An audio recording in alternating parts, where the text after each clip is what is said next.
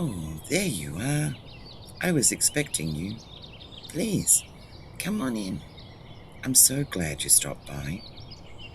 I don't believe we've met. My name is Lena. I'm better known as the keeper of the journal. This little place, it's called Willow Hollow. Some people find it by accident. Others arrive because they need to set somewhere peaceful for a little while.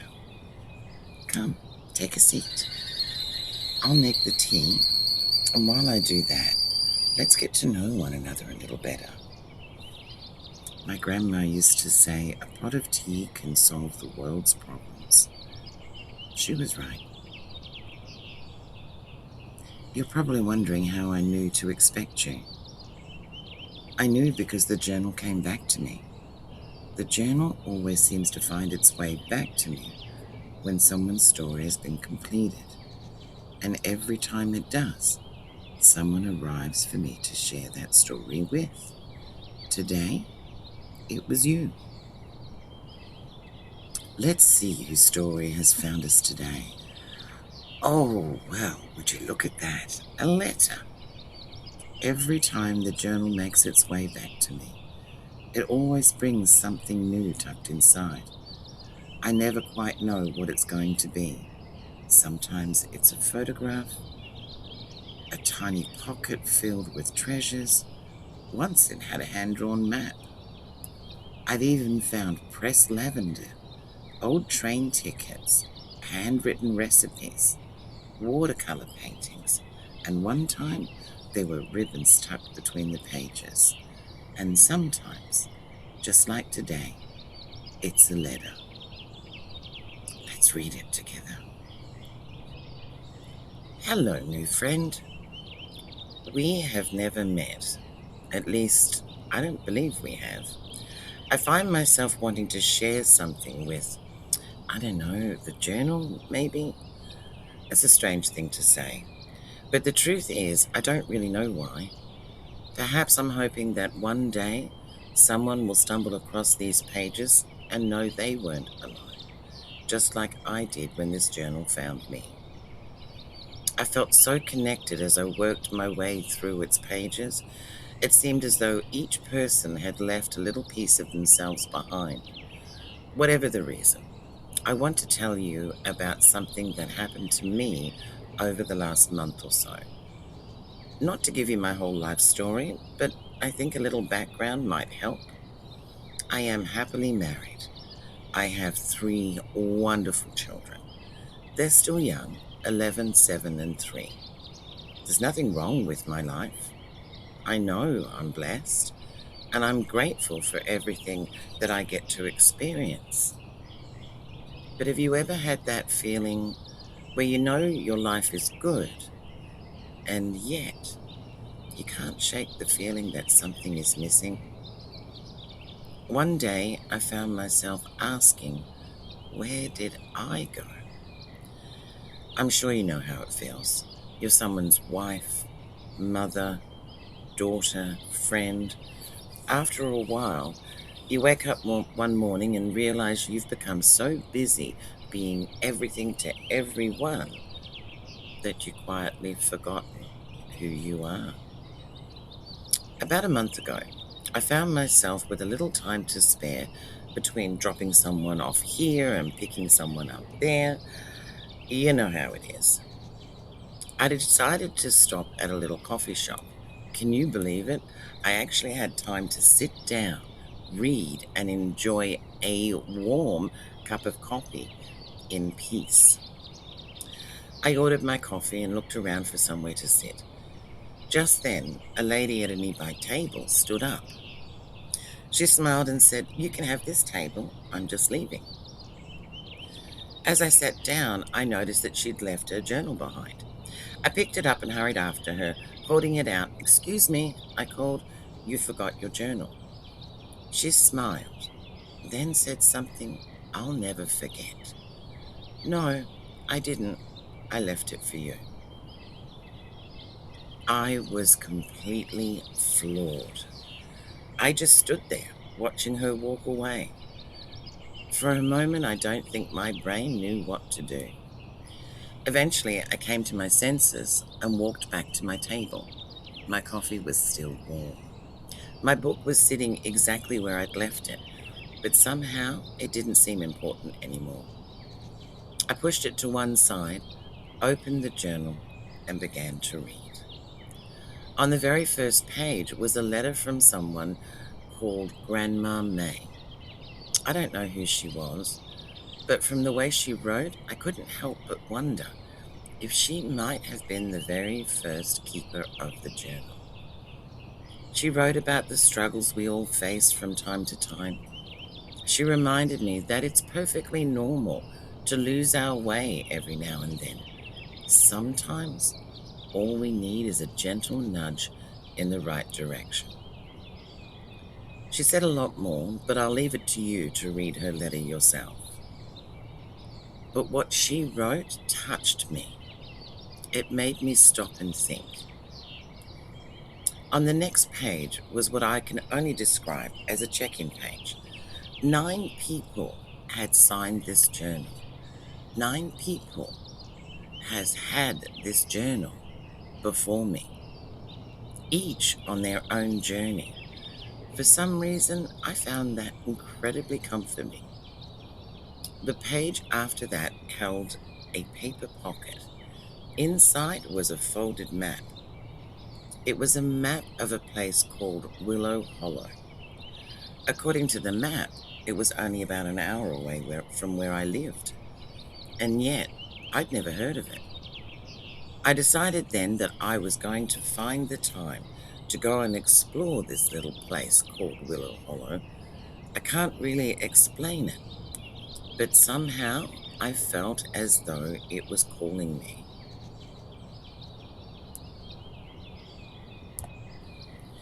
A couple of days later, I dropped the older 2 off at school, then took the little one to my mum's.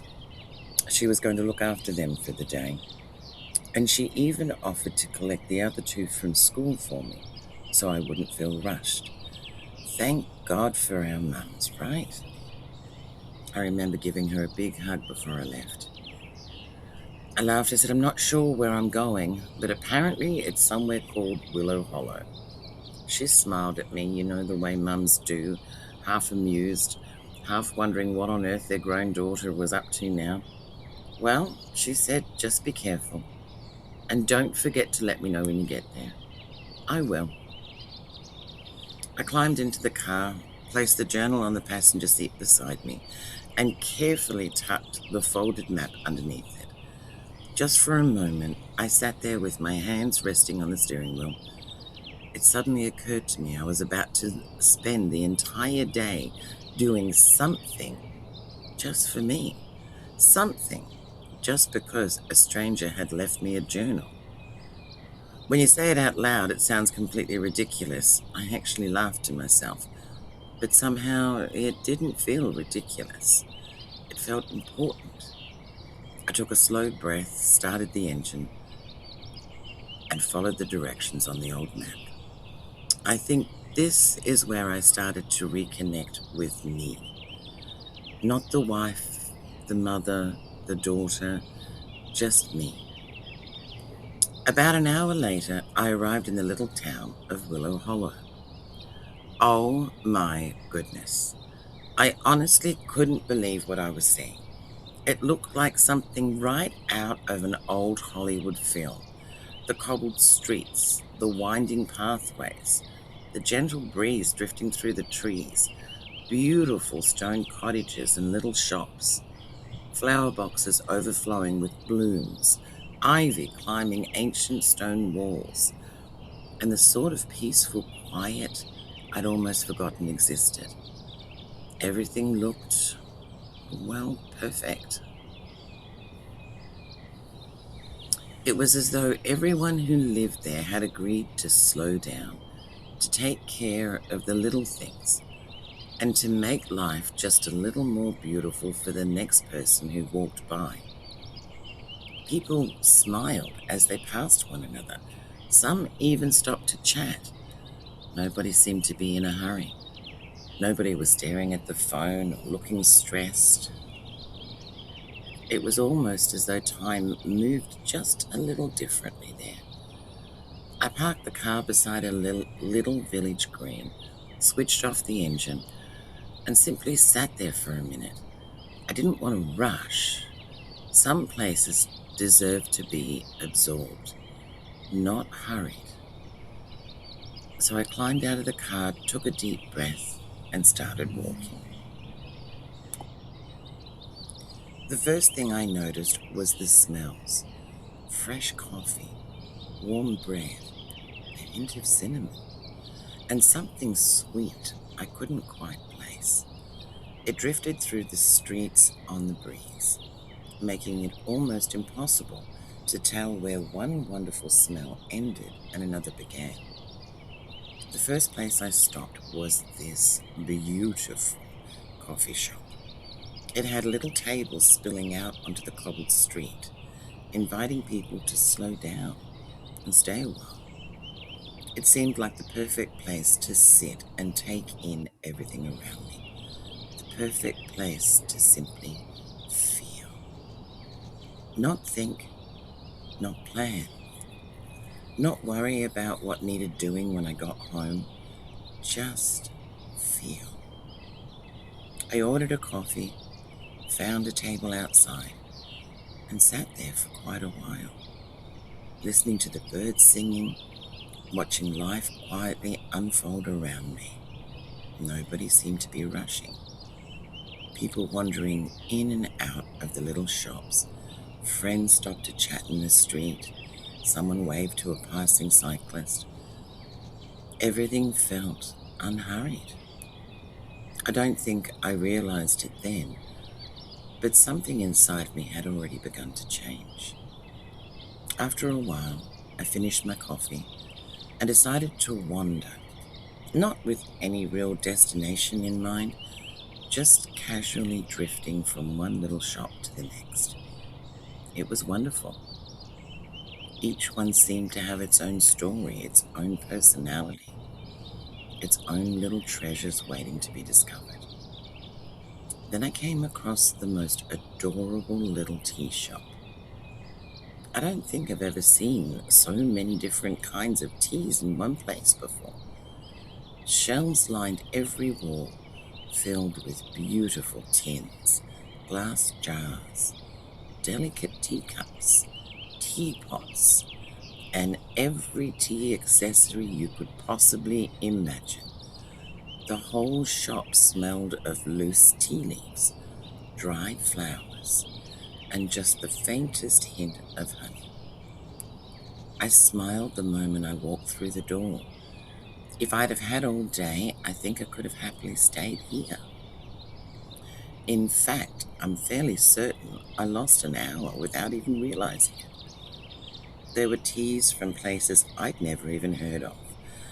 Little handwritten labels describing each blend.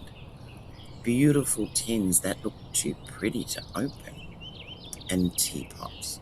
Oh my goodness, the teapots. Some were elegant porcelain, others looked as though they had been lovingly used every day for generations. The lady behind the counter smiled as I'd wandered around the shop. She never once asked if she could help. She never hovered. She simply just let me explore. I felt as though she instinctively understood that sometimes people aren't looking to buy something. Sometimes they're simply looking for a place to breathe. Before I left, I chose a little tin of loose-leaf tea, not because I needed it, but because I wanted to take a tiny piece of Willow Hollow home with me. As she wrapped it in brown paper and tied it with a simple piece of twine, she smiled and said, "I hope we'll see you again." I smiled back. "I think you will." At the time, I thought I was simply being polite. Looking back now, I think a part of me already knew I hadn't just discovered Willow Hollow. I had found somewhere that felt like home. I thanked the lovely lady behind the counter, tucked my little parcel safely into my bag, and stepped back out into the sunshine. I wasn't really looking for anything more. I was simply enjoying being there. I wandered slowly along the cobbled streets, stopping every now and then to admire a shop window, the flowers spilling from a window box. It felt wonderful to have nowhere I needed to be. As I paused outside one of the little gift shops, I caught sight of someone walking a little way ahead of me. She was carrying a journal. At least, I thought she was. It looked remarkably like the one tucked safely under my arm. Surely, it couldn't be. Without giving it much thought, I started walking a little faster. Not because I wanted to interrupt her, but because I suddenly had so many questions. Had she found a journal too? Was hers the same as mine? Where had she found it? She turned into a little lane between two stone cottages. I followed a few moments later, expecting to see her just ahead, but the lane was empty. Not unusually so, just quiet. There were only a handful of beautiful little cottages, each with gardens overflowing with flowers. I looked up and down the lane, half expecting to see her emerge from somewhere, but there was no sign of her. I smiled to myself. Perhaps I'd simply lost sight of her. Then something else caught my attention. A little wooden sign hanging beside a white picket fence. It read, Willow Cottage. I didn't know why, but I found myself smiling. It suited the cottage perfectly. Soft golden stone, roses climbing around the doorway, lavender gently swaying in the breeze, window boxes overflowing with flowers. Everything about it felt peaceful. I wasn't planning on disturbing anyone. I simply wandered over to admire the garden. Just then, the front door opened. A lady stepped outside carrying a little watering can. She smiled warmly when she saw me. Hello there, she said. I hope you don't mind, I said. I was just admiring your beautiful garden. Oh, she laughed softly. You're more than welcome to. She looked at the journal tucked under my arm, then back at me. I see you found your way, she says. There was something about the way she said it. Not as though she'd been expecting me, but more as though she was genuinely pleased that she had come across me. I suppose I have, I replied. I've never been anywhere quite like this.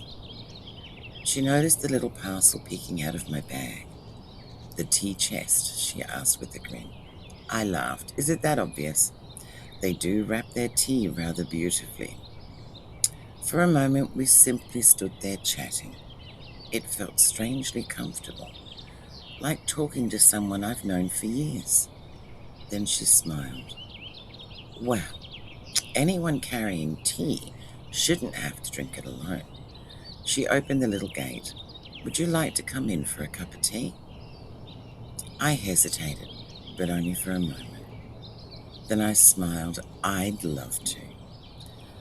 The little cottage was every bit as beautiful inside as it was outside.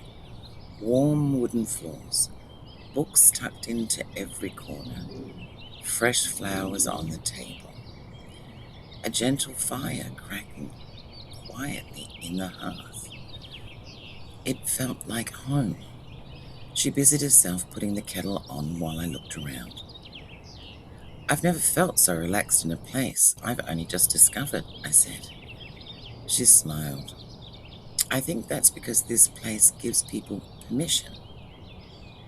Permission? She says yes. To stop, to breathe, to remember that they matter too. She carried the teapot to the table and poured 2 cups. My grandmother used to say something. She smiled as though hearing the words again herself. We spend so much of our lives tending everybody else's garden that we forget to water our own. She looked at me kindly. Looking after your own mind isn't selfish. It's one of the kindest things you can do for the people you love. I thought about that for a long moment. She continued, daily little rituals, a quiet cup of tea, a walk, reading a chapter of a book, writing a few thoughts in a journal.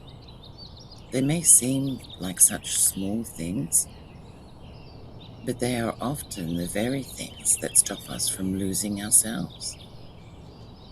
I wrapped my hands around the warm cup. For the first time in a very long while, I felt completely present. No rushing, no guilt, no endless lists of things waiting for me at home. Just peace. And somewhere deep inside, I realized something. Perhaps finding Willow Hollow was never really about finding a place at all. Perhaps it was about finding my way back to myself. If you're reading this, perhaps you found your way here for a reason too. Maybe life has simply become a little too busy. Maybe you've spent so long looking after everyone else that somewhere along the way you forgot to look after yourself. If that's true, I hope you'll make yourself a promise. It doesn't have to be a grand one, just a small one. Take 10 quiet minutes. Make yourself a cup of tea. Sit in the sunshine. Read a chapter of a book. Write a page in a journal. Or simply sit quietly and breathe. Those little moments may not seem important, but I've discovered they're often the moments that help us find ourselves again. And if you ever find yourself wondering, where did I go? I hope you'll remember what Lena shared with me that afternoon. Looking after your own heart isn't selfish. It's how we make sure we still have something to give. And perhaps that's why this journal keeps traveling. Not because it changes people, but because sometimes all we need is a gentle reminder. Take good care of yourself, dear friend. And if life ever feels a little too heavy, I hope you find your way back to Willow Hollow. Until we meet again, Sarah. Wow, that was a lot to take in. I think a second cup of tea might just be what we need here. You know, if I took one thing from Sarah's story, it was this. We become so busy looking after everyone else that sometimes we quietly disappear. My grandma used to say you cannot pour from an empty teapot. So tell me, when was the last time that you filled yours? Such a beautiful journal. But I think this one's just about full. I think it's time I started making the next one. Would you like to start your own traveling journal? Just in case you do, I've included a free printable in the comments. Come and join me in the craft room in the next video, and we can work on our journals together.